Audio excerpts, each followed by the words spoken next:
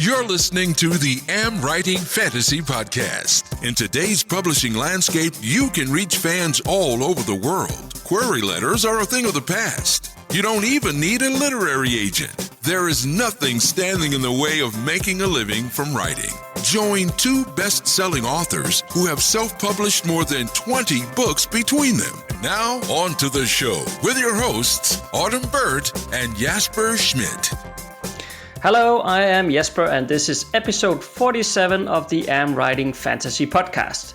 And today I'm joined by Susanna Lakin, who knows some of the secrets about showing emotion in characters in order to evoke emotions in the reader. And I know that you are a novelist, a copy editor, a writing coach, and you also teach workshops on the writing craft. So welcome to the AmWritingFantasy podcast, Susanna. Thank you for having me. I did a bit of stalking on the internet, Susanna. Okay. and I saw that you live in California near San Francisco, but maybe you can tell us just a bit more about yourself. Sure. Yeah, I live south of San Francisco in California, and I was born and raised in California.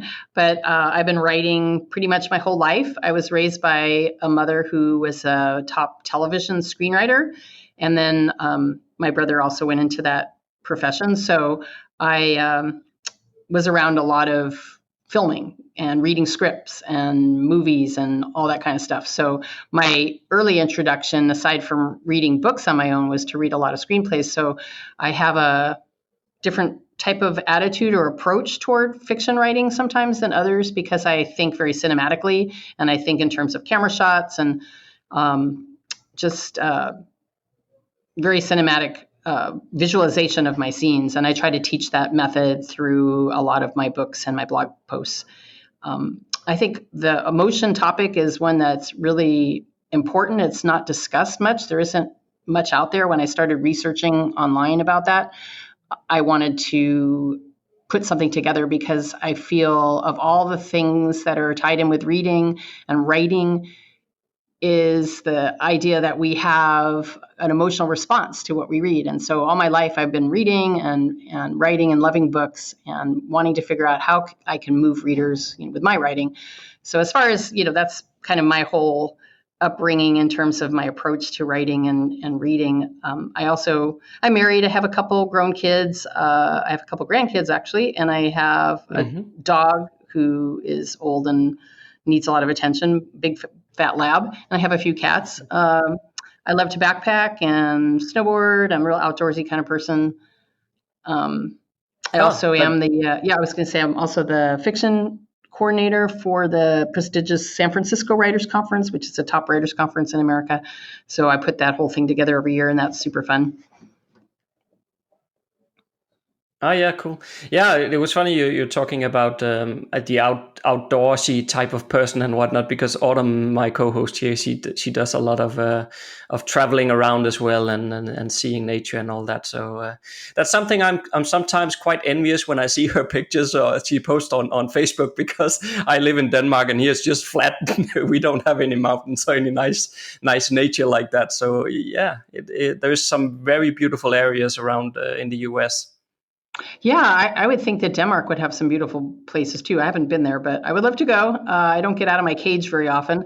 So, maybe one day I'll get over there. One thing about writing fantasy too, since, this is what your podcast is about, I really think it's important for writers to get out in nature and to just sort of explore the world with wonder, because all the writing fantasy and creating fantasy worlds requires so much imagination and an immersion of our senses that I think sometimes if we're just locked up in an office space or bedroom or wherever we work all the time, it's really hard for us to get in touch with that wonder and the imagination, that comes from exploring the world outside. So that's just a thought that kind of popped into my head. But I know that for me, a lot of the inspiration for my fantasy books came from my time in nature, especially in the woods, like being alone in the woods, backpacking. Grew up on fairy tales, which many of them were set in your part of the world, in Europe, where most of the fairy tales are about little cottages in the woods, and there's like magic woods. And So because I'm a fairy tale writer, I really need to get into nature and feel that, experience it, the smells, the sounds, all of that. Yeah, yeah. There's also something about just the fact that when you're outside, moving around, and of course some good scenery will help. But just the fact that you're walking about and get some wind in your face and whatnot, that Yeah. actually helps on creativity as well in my view. Yes. Yeah, it does. Yeah.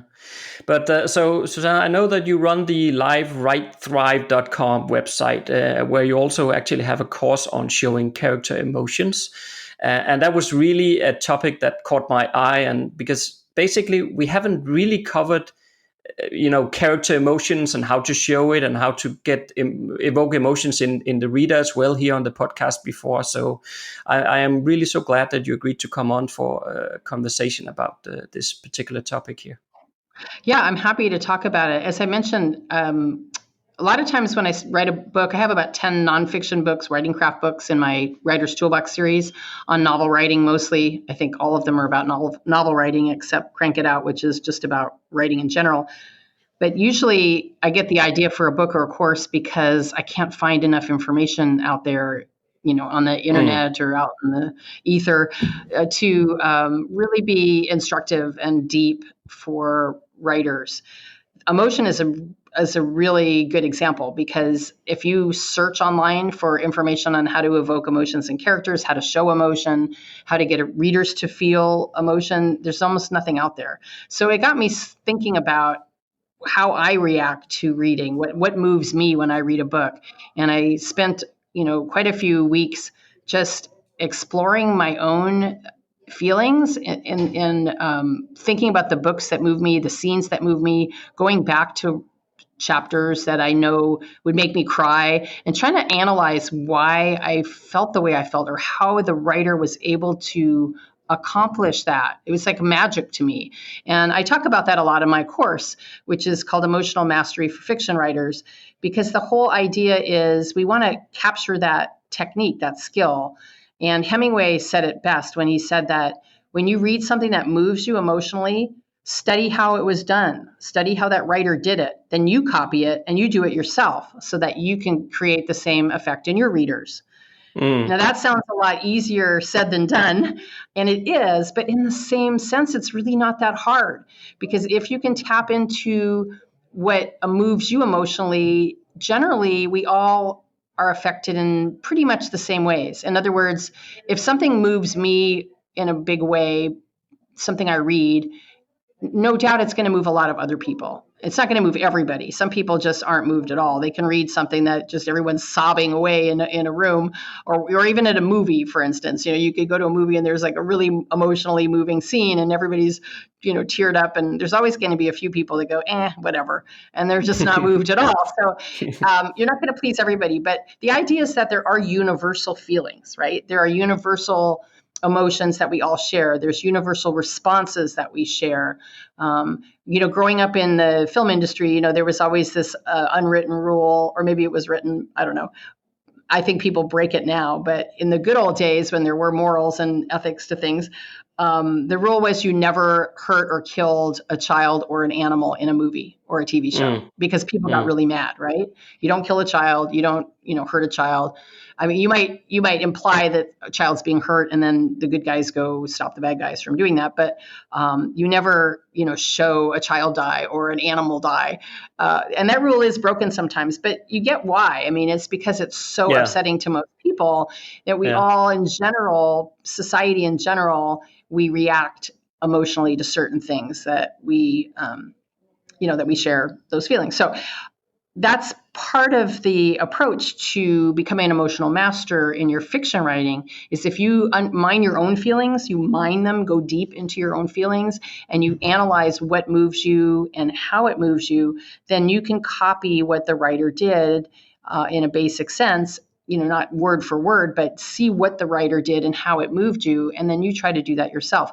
So in my course, I use about 40 different passages from different genres of different novels, and I go through these passages. We read them and analyze them, break them down, and one of the main teaching techniques that I always emphasize, regardless of what I'm teaching, is for writers to grab bestseller books in their genre and tear them apart. Get the highlighter pen out. If you don't want to use an ebook and highlight on your Kindle or whatever, I just say go to a used bookstore, find a whole bunch of old cheap paperbacks and get some highlighter pens out and mark things up. Mark up the lines that move you emotionally. Mark up the lines that show emotion in the characters. So there's two types of elements we're talking about here. We're talking about showing emotion in characters and then, evoking emotion in readers. So those are two completely different things.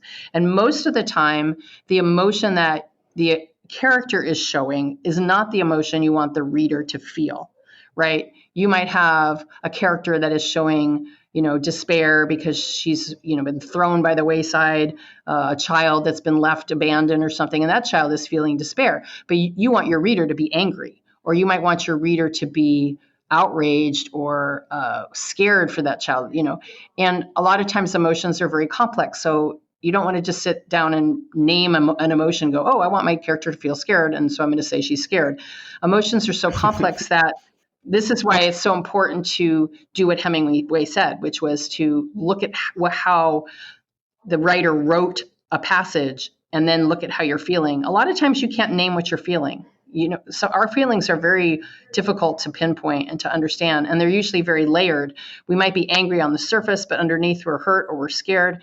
Anger usually masks other emotions. So there's a lot to learn about the emotional landscape of ourselves and of our characters. And one other thing that I talk about at length extensively in the course is that emotions can be shown lots of different ways in characters, but there's effective ways and there's not so effective ways. So when we read passages where a character is doing all this body language, their throat is clenched and tears are pouring out and they're gasping and they're moaning and their heart is pounding in their chest and their palms are sweaty. And it goes on and on and on. After a while, that stuff gets really tedious and it ends up being counter effective. Instead of making a reader feel emotion, the emotion they feel is irritated, but not the emotion that the writer was hoping for. So the idea is that you need to learn these tools and skills of how to show emotion in characters. There's showing emotion by body language, right? Like I just mentioned, clenching fists or whatever. And there's also the emotion that your point of view character notices in other characters. So there's a different emotional palette that's being put together here in a scene. So we don't just see the point of view character emoting by their body language, but they're also noticing what other characters are feeling, and they're assuming what those emotions are too. So you have that kind of dynamic going on. You can also tell emotions, and it can be very effective. I have a module that's all about how you can effectively tell an emotion or name an emotion. There's nothing wrong with a character saying, I am scared. But it has to be in the right moment and it has to be fit the character. Because I'll tell you, just honestly, there's a lot of people that aren't in touch with their emotions. And, I don't mean to be sexist or anything, but, guys have struggles a lot of times with naming their emotions. They're not going to be, some guys, I should say, are not going to be quick to saying, gee, I really am jealous. And I'm not just jealous, but I'm kind of hurt right now. They're not going to just come out and say that in a conversation. Maybe I have an example of a little passage I wrote with a friend that might come over to a guy saying, hey, you're really jealous. I can tell, and then he says, yeah, sure, I'm jealous. You'd be jealous too. So, that feels more believable than having a typical person, male or female, just sit there and go, gee, I am feeling really jealous right now. And I think I'm also feeling hurt. For the most part, we don't sit and stop and psychoanalyze ourselves, especially in the middle of action, right? Yeah, indeed. But there's also a huge difference between. What you just said, I fully agree with. But if the character is saying as part of dialogue that I'm feeling hurt or I'm angry or whatever, that is perfectly fine. But there is a huge difference between doing that as part of the dialogue versus you as the author telling the reader, now this guy's angry. Exactly. That does not work very well. Right. And the other thing that's important to tie in with what you just said is that when we're writing in deep point of view, writers don't realize that the entire scene is in that character's mind and voice. So when you're writing a scene in deep point of view, all the narrative, every word, every line has to sound like the character. It's exactly the character's thoughts, whether you're in first person or third person. So, if a character if you're going to say in the running text, Joan was angry, that is really her thought at that moment. It has to feel like she's, realizing that she's angry. I don't know how better to put it, but there are examples that I use to show how to do that well. So in addition to showing bodily emotion or physical tells to indicate emotion, and here's another thing, that the character himself may not really be aware of the physical tells that he's displaying and what emotions that means. For instance, you can have a character in talking to somebody and his fists are clenched. Okay, so we see that as the reader, and he's aware of it because you're in his point of view. So you can't really show anything that he's doing in his body if he's not aware of it, right? Like you can't say he didn't realize it, but his fists were clenched. Obviously he has to know his fists are clenched, but he might not know why his fists are clenched. He might be clenching his fists, but the reader can get a sense of what's going on with him and make those assumptions of what kind of emotion is being shown. But if I just show my fist clenched, you don't have any idea what that impetus is, what's behind that, right? You can kind of guess. Yeah, I agree, and there is also some part of denial in this. Is especially the anger element comes into mind again here. That somebody, maybe he has that clenched fist, and then somebody will tell him that you're angry, and then he will be like, "I'm not angry," Right. And that sort of denial element is also there, and I think that can work quite effectively as well. Yes. And so there's 3 basic ways that you can convey emotion in your characters. And I mentioned 2 of them. One is the physical tells, and then one is actually telling the emotion, naming the emotion. But the best and most effective way to show emotion, and I reiterate this over and over and over with many, many passage examples, is by using the character's thoughts. You can write an entire scene that is so emotionally riveting and makes your readers just anguished, and you only show what the character is thinking, and you never once show their heart pounding or tears coming to their eyes or sighing or moaning or groaning or anything else physical. The thoughts are the most powerful way that we can convey emotion, and they're the best way because they generate all those complex emotional feelings that we can't name. So when you have a character that's thinking about how they did something long ago and because of it somebody was hurt, maybe they forgot to pick up their kid from school or whatever, and then the child, got kidnapped. I mean, whatever.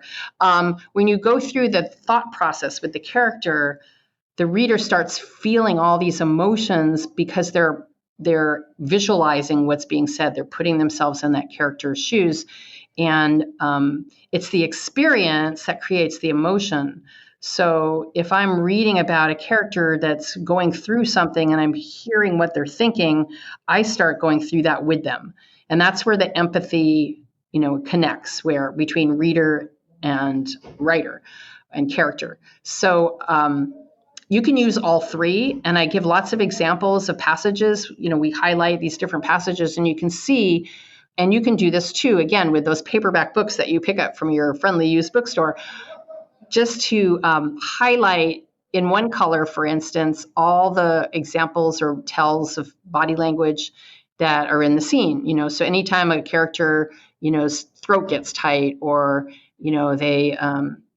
they sigh, you can highlight that, and you can see how often that's being used by this particular writer. Maybe this is a best-selling writer in your genre and you want to write the way they write.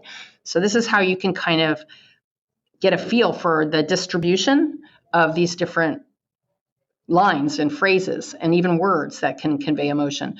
So you have that, then you might have an instance where the character might name his emotion at the moment. It doesn't happen very often. It's very rare, but it is useful, and it's good to know how to do it and when. But then when you look at the thoughts and you start highlighting in a different color all the thoughts that evoke emotion in you as a reader, all the thoughts that imply an emotional feeling in the character, all of a sudden you start seeing this emotional landscape start coming to life. And it's really fantastic. It's a great exercise to do. Just grab one of your favorite books and just start highlighting, especially the thoughts, what the character is thinking that makes you feel something and shows that they're feeling something. Even just a word or a phrase can do that. And I think a lot of times writers, especially beginning writers, don't understand the power of thoughts. They feel that they must write at least every other line has to be some sort of body language to imply emotion. But honestly, you don't need barely any of it. I like to throw in a few things here and there because I feel it helps punch home an emotional feeling. But try as an exercise, just try writing a scene without using any of that, but using thoughts and seeing how much emotion you can convey from your character via that character's thoughts, and also how much emotion you can, affect in your reader or in yourself as you're writing. It's a really eye-opening exercise. Do you have any thoughts around how much or how little you should try to use the three different ones, or do you think it really doesn't matter? It completely depends on how you want to write, or am I hearing that you're saying you should be most focusing on conveying emotions with the thoughts and then maybe sprinkle in a bit of the other ones, or how do you see that? Yeah, I exactly. I think you should rely mostly on thoughts, but again, what you want to do is grab those best-selling novels that you love. I mean, I have my favorite fantasy writer is Patricia McKillip, and she's just the most amazing writer in the world to me. And for years, I've tried to copy how she writes. My dream when I grow up is to be like her, right? So, but I study her books. I tear them apart. I look at the language and the imagery, and I think about how I feel emotionally as I react to her writing and her characters. And so for me, when I was writing my 7-book fantasy series, I would always go back to her books and just study them. And I would make lists and lists of her phrases, not because I wanted to take her phrases and put them in my books, but I wanted to just study how she put those together so that I could copy the idea and get the same effect. It really is helpful to, if you've got those writers that you love and you want to have your books stand up right next to their books, to do this type of exercise. Because maybe, for instance, if you're writing romance, and maybe it's a fantasy romance, but romance will usually show a lot more body language for emotion. And it will also be packed with a lot of thoughts that generate emotion, And so if you're writing a suspense thriller, you may go pages without any line at all that shows any emotion. You just might have a lot of action. Now, the action also implies emotion. If a person, hears something behind a door, kicks in the door and runs over to somebody and grabs them by the throat and throttles them, you can guess that person is feeling some sort of emotion. You don't have to hear their thoughts. You don't have to know that their fists are clenched or that their anger is welling up in their gut or their heart is pounding hard in their chest. You can just watch the action and you can tell. So keep that in mind, that action is a great way to show emotion. And so a lot of times you can just show what's going on in a scene between characters, and you don't have to even get into the thoughts. You don't have to get into the body physical tells, that tell the character or the reader that there's a specific emotion that's being experienced. So, again, when you're reading through these books, when you're studying these bestsellers, look for those bits of action that show some very specific emotion. You'll be amazed at what you find. It's at first, sometimes readers say, well, I don't see anything. I'm not seeing any physical tells and I'm not really seeing any action. And then they start digging in deeper and they pull back and think, okay, what actually happened on this page?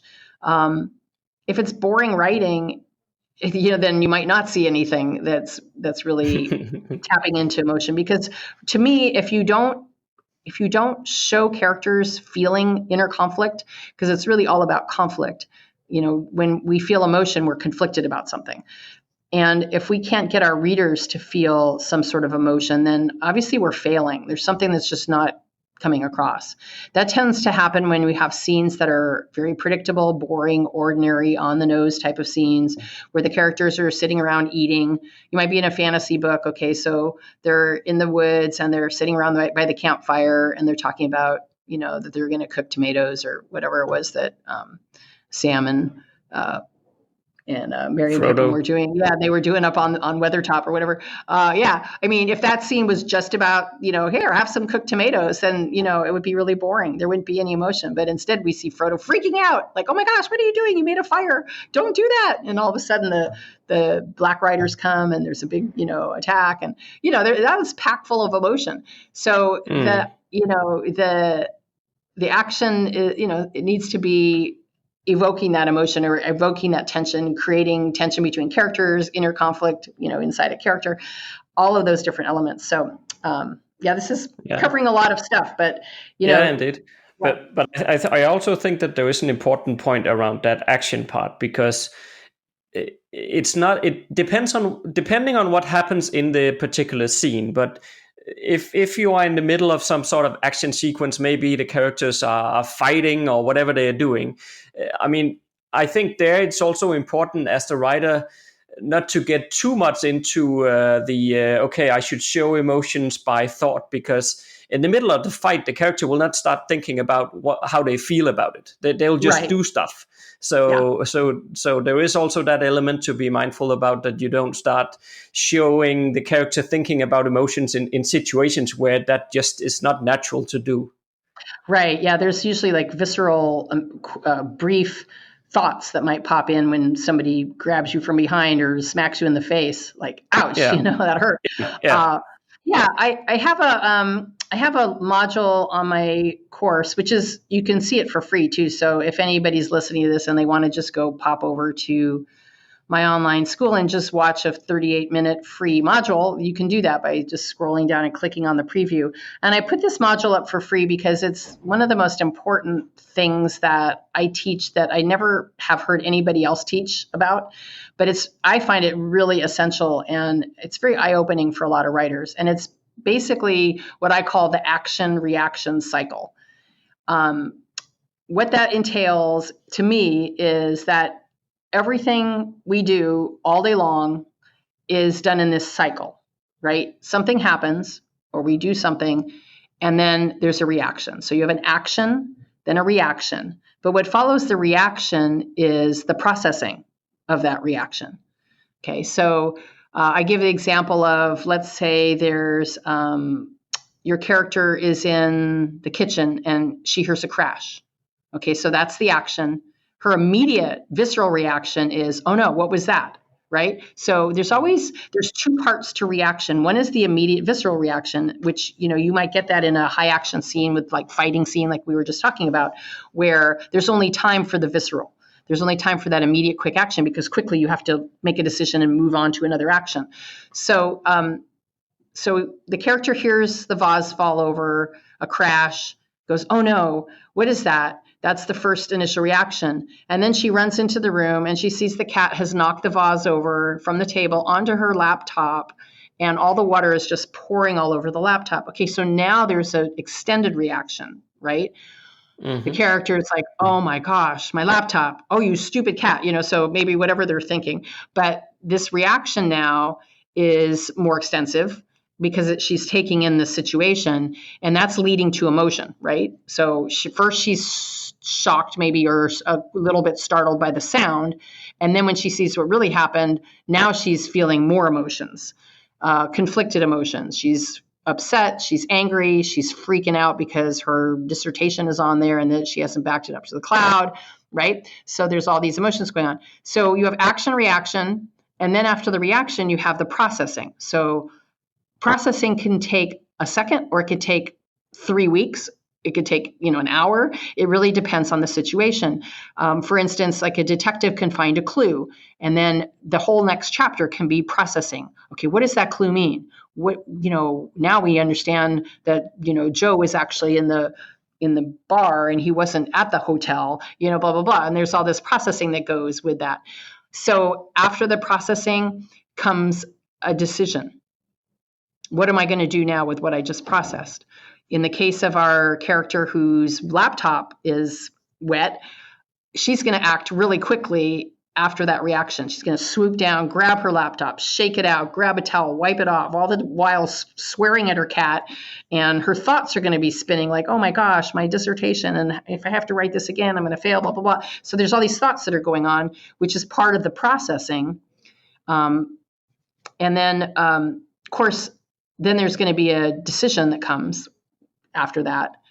Part of the decision in response to the reaction was grabbing the laptop and wiping it off, of course. So that's just a visceral decision. But there's usually going to be a more extended decision that happens. Like, what do I do now? If I've lost my dissertation, now what? Now I'm going to be processing this and having to make a decision, and that decision leads to new action. So it's sort of a 5-prong step. You have action, reaction, process, decision, new action. And if you're writing a high action type scene, like a fight scene, you've got some dwarves run into some elves in the forest and they start fighting each other. Your main character is, trying to, push away all these, horrible creatures and, kill a few and run away, escape. That action, reaction, decision thing is going to happen very, very quickly, like in seconds after seconds after seconds, right? Your character isn't going to smash somebody with a sword and then sit down and think for 5 minutes, gee, I wonder what I should do next, right? Yeah, but there's other times when you have a low energy scene, right, where your characters are sitting around talking or they're walking down the road and they are processing, like, what are we going to do now? Where are we going to go? Well, if we go here, it's going to take 5 more days and we don't have time. This is going to happen. You need to have those low energy scenes where your characters are talking and they're processing and they're thinking, but that's going to lead to a decision. Okay, so now what do we do? Let's go here. Okay, let's go do it. And, whatever happens will happen. And then your scene ends. So you can have scenes, a scene in itself could have this process many, many, many, many times, or a scene could be all action and even end in action. You can have a fight scene and some guy just falls off the side of a cliff and that's how the scene ends. Or you can end with your character, your point of view character reacting. Where his friend falls off the cliff and he goes, oh man, dude, better you than me. And just the scene ends right there, We see this in a lot of suspense where the scene ends with a visceral reaction. The character finds the dead body. It might just end in action, like the character just finds the dead body and we don't see reaction. But for more emotional punch, you'll notice that really good writers will end a suspense scene with a tiny bit of reaction. The character sees the dead body and gasps, oh my God, that's George. And then you end.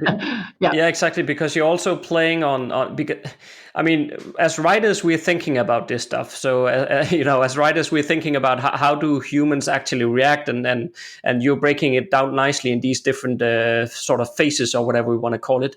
But for the reader who doesn't think about these things, they will just pick up on, maybe, so subconsciously they'll know, okay, there's going to be some sort of further reaction to this because it leaves in a strange place, so to speak. The chapter cuts in a strange place. So they will be very inclined to read on because they just know that there's going to be more, let's say, emotional impact from what just happened, right? So that's sort of what you're playing at there, I think. Yeah, and also, as I mentioned in that example, that, let's say there's an avalanche and this guy sees his friend, go off the cliff and the avalanche is going on. I end the scene right there. If the next scene shows him barreling down the mountain in his car, the decision is implied, right? He made a decision. I'm going to get the heck out of here before I die next, right? You don't have to have the character sit there and go, gee, I better leave the mountain because maybe I'm going to fall in a hole too, if the mountain is falling apart. So, you might not show the processing and decision, but you'll show the effects or the results of the processing and the decision, right?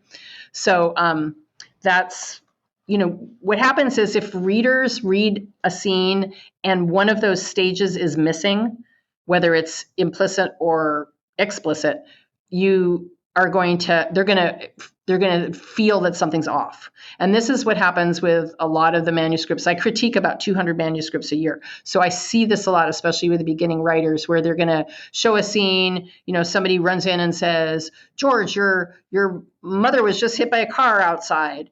And George goes, oh no, what am I going to do? I mean, how am I going to live? I don't have somebody to earn a living and buy me food. It's like, what? It's like, that's not how you're going to react. I mean, right? No. It's not believable. So we want to have our characters to act believably. So you have to put yourself in their shoes. If you had somebody run in and say, oh my gosh, your brother or your mother or your best friend or your kid was just hit by a car, what is your reaction going to be? Your immediate visceral reaction is just going to be You're this probably going to hit. freak out. Well, you're going to be like slammed with the shock of it, and you're going to feel some body emotion. You might, like, all of a sudden your breath might get caught in your chest, or you might gasp, right?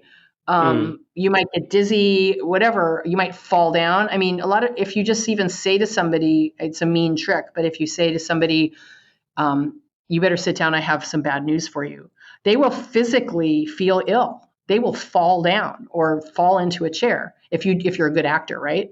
I mean, it would be mean to say that to somebody, but this is how our bodies react in that fight or flight, adrenaline releasing, hormone reacting, physiology that we have as bodies, as human bodies. So we have to remember that our characters need to have those type of bodies too. So if somebody is going to come running into the room and say, hey, your mom was just hit by a car, and then they run back out, your character has to, immediately register some sort of shock, some visceral reaction, and then of course they're going to go run outside, and their thoughts are going to start, running through their head. What kind of thoughts will those be?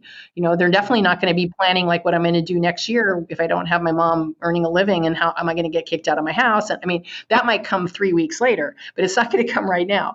So I agree, and I think part of why that probably happens sometimes in the writing is because the writer knows what story is supposed to be told here. So therefore, you quickly jump to, okay, I need him to talk about how am I going to live now, because that's the sort of the next hurdle that he's going to be hit by in this story here. So I need to start telling the reader that this is a huge issue. So therefore, I'm jumping to that. But whereas I think that the main point here is also to say that, all those emotional phases that they have to go through, and if you really put yourselves in the character's shoes, and like you just said, and then what would you feel like if it happened to you, that is also the story. So we need to be careful we don't get too plot driven here, and we remember to know that the emotions that the characters are feeling, that's what the readers will connect to, and the character is the story.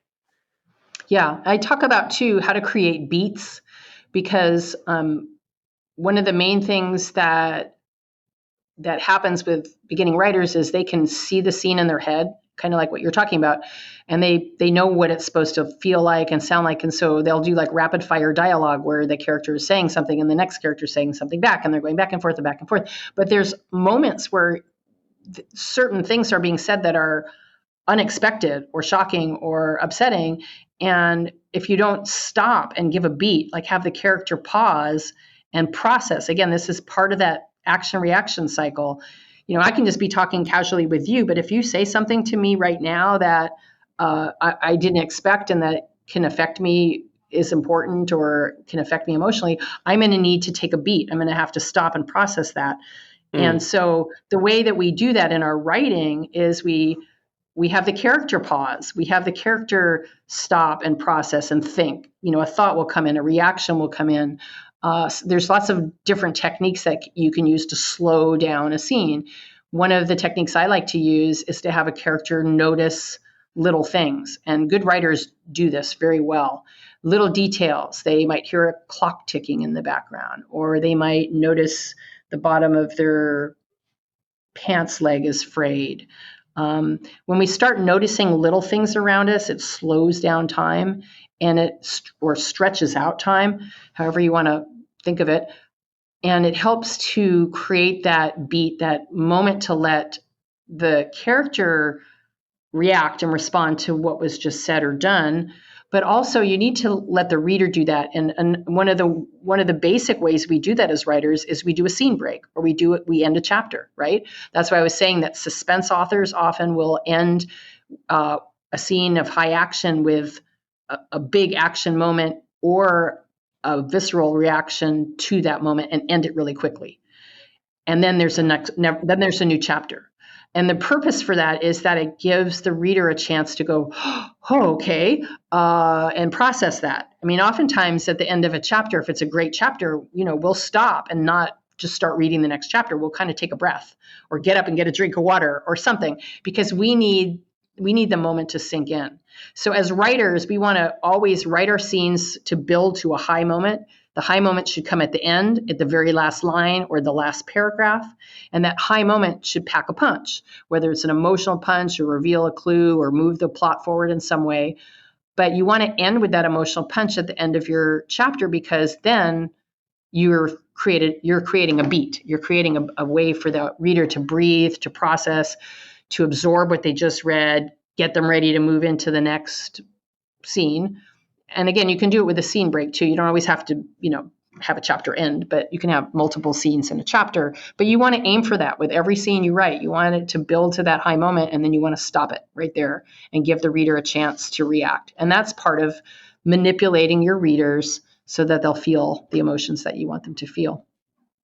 Yeah, and that's why I think it's important what you talked about a bit earlier as well with the what should we call them, like campfire scenes, or the more slow scenes. Those are important, because if you're writing, let's say, a 300-page fantasy novel and every single chapter is this high intense stuff all the time, right, I think most readers will get pretty tired before they are at the end of those 300 pages, and they probably will not enjoy it that much. You need some of the slow pacing in between, just to also give the reader a bit of breathing room here and there. I think that's important. Yeah, it's really good to alternate. And again, this is all part of that action-reaction cycle, because if you have a lot of action going on, at some point the characters need to process what just happened. And as I said, in a mystery, you might have a whole chapter where the detectives are talking or whatever. And but in a fantasy, it might just be a page. It really just depends on your writing style, and it depends on your plot. There's nothing wrong with having lots and lots and lots of great action in a fantasy novel or any novel, but the readers aren't going to get engaged with the characters unless you can really get into their thoughts and into their inner conflict, to show what they're struggling with. If our characters aren't struggling, if they're not vulnerable, if they're not, having doubts, if they're not, finding the journey hard, other than just, I can't climb the mountain fast enough, it's just not going to have enough meaning for the reader. We like to go on those heroes' journeys, and those heroes' journeys are all about the internal journey, not so much the external journey. Yeah. We in previous episodes we've actually talked about the character arc as well, and how it's incredibly important that both there is like a meaning behind why the character is feeling the way that they're feeling. So it's not just because they were slapped in the face and now they're feeling angry or something. That there needs to be some sort of underlying driver that also links in with the character arc to how they're going to transform over the course of the story, and then you use all of these different elements to basically push them towards that transformation. Right. And I do think that that's important, that you give with everything basically that you have some sort of reason for why things are happening, and it's not just because of course in order to give all that suspense and that bad things needs to happen, and it has to be difficult for the character, but it should not be random bad things just to show that the character is struggling and they're feeling emotions, so that the reader can connect to that. But if the reader cannot see that there's some sort of purpose and we're going somewhere with all of this, then it becomes a bit like, yeah. Right. I always liken it to a string of scenes. If you have a character that just has ups and downs and has a good day and a bad day and things just keep happening to them, but there's no overarching purpose, there's no plot goal that they're striving for, there's no passion toward a goal, then it's just kind of meaningless. It just feels like the character's just wandering around. I write a lot about that in my other books too. I just feel that becoming an emotion master in your fiction writing is one of the most important skills that you can learn, but nobody teaches it. Nobody really talks about it. And so I hope that, by giving and this course is 6.5 hours of video, but I also have about 40 different assignments that I give out that you can download, which I think is really cool, because what I'm hearing back from writers, I've got hundreds and hundreds of writers now that are taking this course or have already taken it since I launched it September 1st. I'm really excited to hear that they're enjoying doing these exercises. And part of these exercises, as I mentioned, is getting these books and marking them up and studying passages and analyzing how good writers do this. Because honestly, the only way that you can become great at anything is to emulate great people in that field. But, if you're a painter, people go to the Louvre and they set up their easels and they copy the masters. They try to paint exactly like them, not so they can copycat, but so they can learn the technique, they can learn the skills, they can see what colors go well together and create what kind of effects. And we really need to do that with our writing. And I never heard anybody ever give me that advice for the decades that I was writing novels. Nobody ever said, go study these great novels and tear them apart, see what kind of words they use, sentence structure, paragraph structure, how long are the chapters, how much description do they use, what type of description. When you study masterful writers, it's just amazing how incredible they write. As Toni Morrison said, easy reading is hard writing. And that's so true. When we read a beautiful scene that just seems to just flow beautifully, like everything is just perfect in it, that was not an easy scene to write. And we all should know that if we've struggled writing great scenes. I mean, there's scenes that I've read that I wrote years ago. I'll go back to a book that I wrote and I'll read a scene out of my book and I'll just go, I can't believe I wrote that scene. It was like a fantastic scene. Where did that come from? And I'm just amazed that somehow came out of me. And I don't ever feel like I did it. I always feel like somebody else wrote that scene through me somehow. But I know it's because of all the studying that I did. And I think that's how painting works, or playing music or whatever. If you practice and practice and practice, my husband's a jazz sax player. So, every night, like 3 hours hearing scales, right? In my bedroom, because that's where his studio is set up, because we have a tiny house. So, we get that you have to, when you practice and practice year after year and you get really good at something, and same with writing, when you get really good at writing scenes and conveying characters and their emotions and describing them and bringing a scene to life, a lot of that can just start happening naturally. But at first it does take a lot of work. It takes intention. Like you can't just write and just write a lot. It's just sort of like giving a 3-year-old kid a big bag full of airplane parts and say, well, just keep putting them together and eventually you'll have a working airplane. It doesn't work that way with writing. Writing practice is great. It's great to write every day. It's great to journal, whatever. And I highly encourage that.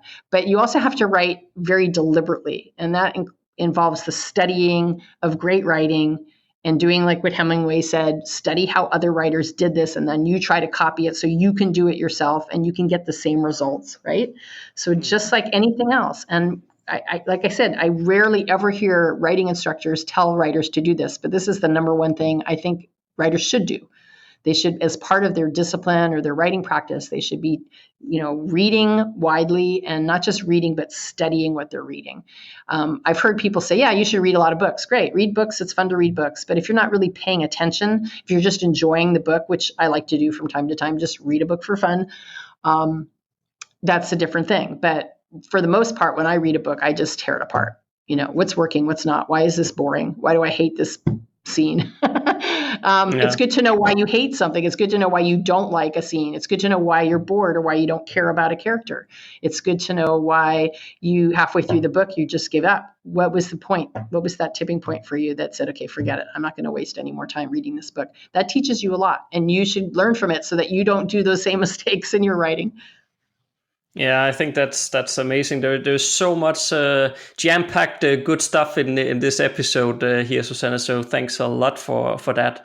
And I will also put a link in the show notes to the livewritethrive.com website, where I think people can. There is like a one free session or something of the course. Is that right? Well, that's my blog. My online school is at cslakin.teachable.com. And that's my Writing for Life workshops online school. So I have my video courses on that. So yeah, I'll send you the link, and then if you put that down there, that would be good.